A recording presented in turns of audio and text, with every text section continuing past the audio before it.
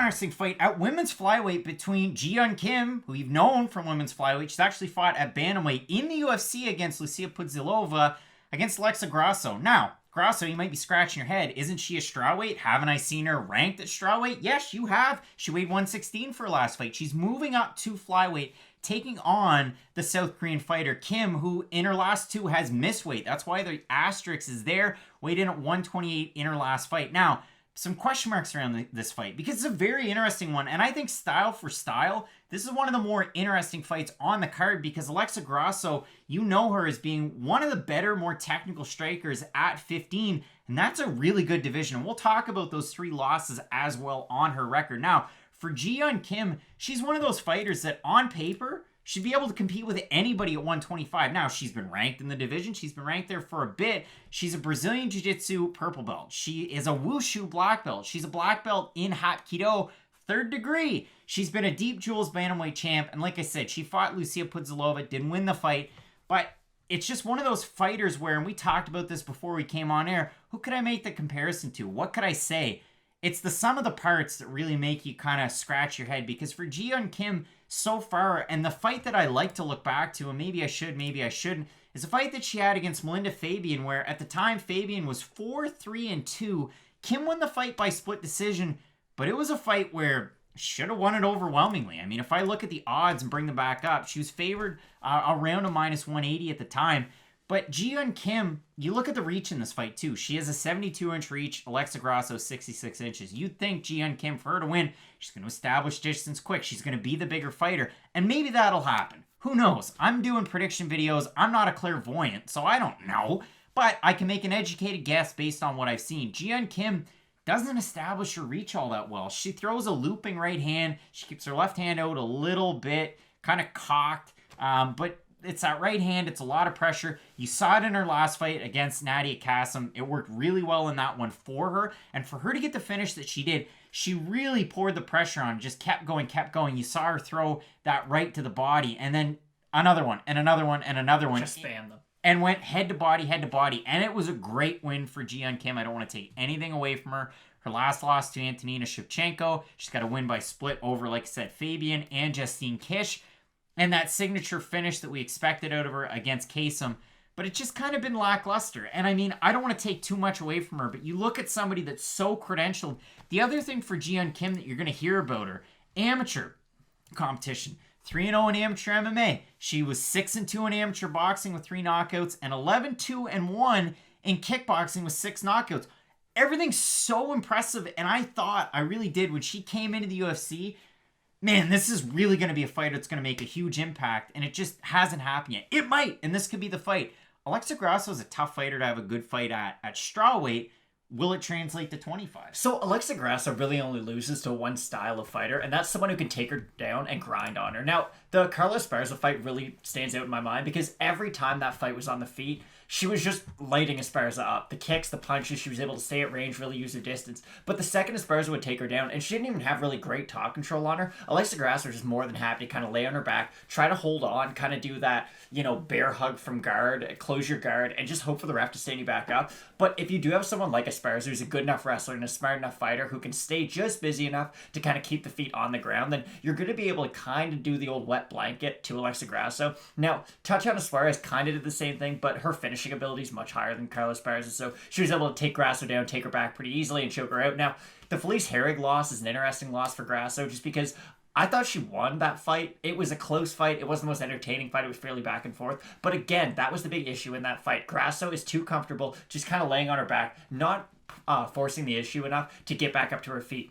But in this fight against Yeon Kim, Kim's not going to be going for all those, takedowns. She's not a fighter like Carla Esparza who's going to go for that single leg. If she can't get it, try to push you to the cage, go for the double, and really chain wrestle you to the ground. She's more than happy to stay on the outside and kind of box with you. And for Grasso, she has one huge part of her game that Kim doesn't really utilize, and that's her kicks. Alexa Grasso, one of her training partners is Rena Aldana, and this is something that they both have in common. They're both great at keeping their range. Now, Aldana has a lot more sting on the end of her shots. We saw that in the Ketlin Vieira fight. But technique-wise, they are very similar. It's kind of like a Masvidal Poirier. You kind of look at them and you're like, okay, what one guy does at 170, the other guy basically does at 155. Like, style-wise, they do the same things. They're just a little bit different size-wise. With Grasso and Aldana, it's kind of similar that way, where you can see what they do, very similar. They both move the same way. It's just one's one weight class up, one's a weight class down.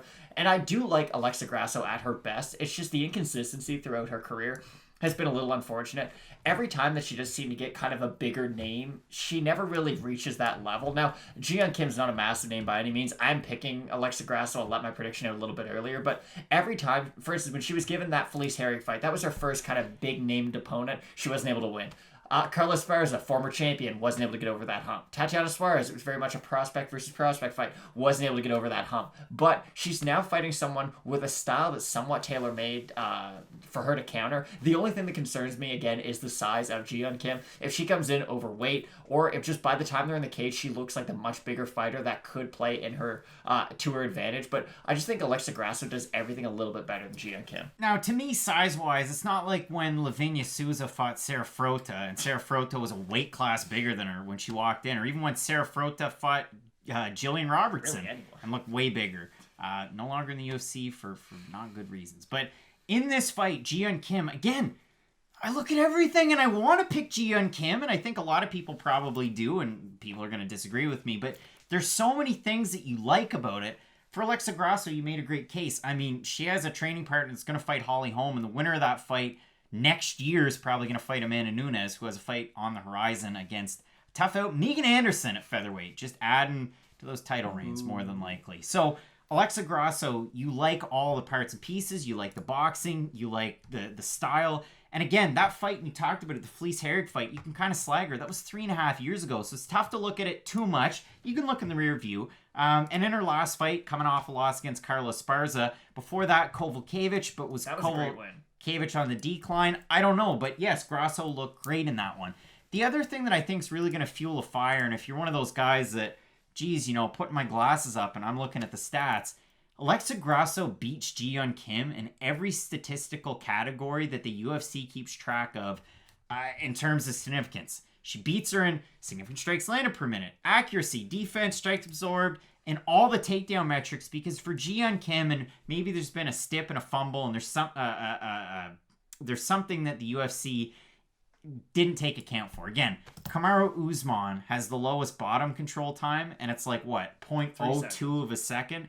Because Rafael dos Anjos kind of turned a position, swept him, got on top, and barely, and then Usman get out of it. Maybe Yeon Kim, maybe there's a blip. Again, if you go back and watch Uriah Hall against Paulo Costa, Hall dropped him, but he didn't. So again, for Yeon Kim, if you look at her numbers, 0 takedowns in total, 0 for accuracy, 40% takedown defense. Those aren't great numbers. The grappling definitely isn't the strong suit. Again, there's all those things in her back pocket, but the cards are stacked against her in this one. And it's a bit of a surprise because, again, Grasso moving up from a straw weight. She comes in a minus 310 favorite, which I think is kind of crazy too. You get Yeon Kim, the plus 245 underdog. If you look at the votes on Tapology, out of 804, 82% going Grasso, 89% by decision. I could see it happening, but listen, crazier things have happened recently. Again, look, you stack the deck against Shanna Dobson. She comes out and floors Maria Agapova as a huge underdog. One of the biggest underdogs in MMA history. Bigger than Matt Serra against GSP. Bigger than Holly Holm against Ronda Rousey. So crazier things have happened even recently. I see this as a win for Alexa Grasso. Why? Because if she can implement her game plan, push a bit of a pace, you've seen people do it against Yeon Kim in the UFC. And yes, Kim won that split decision against Belinda Fabian. She wins against Nadia Kasem. Do I see that happening against Alexa Grasso? No, I don't. No, I agree. I just think the range that Grasso is able to keep is really going to give Kim a lot of problems in this fight. And again, like you had mentioned, especially with the stats, Kim's never even gone for a takedown. I really doubt this is the fight that she decides to bring her wrestling shoes for. So I'm going to pick Alexa Grasso by decision. Should be a pretty entertaining fight. And it'll be interesting to see too, because this is kind of two women in separate divisions kind of meeting at 125. I understand Kim has fought at 25 before, just with all those weight issues. So should be a really interesting one. I'm really looking forward to it. Matt, both going with Alexa Grasso. Really looking forward to this fight. Keep locked in for the rest of our picks, including extended look at our main event between Anthony Smith and Alexander Rakic. Keep locked in with Fight Night Picks, Matt. As we always say, let's get into it.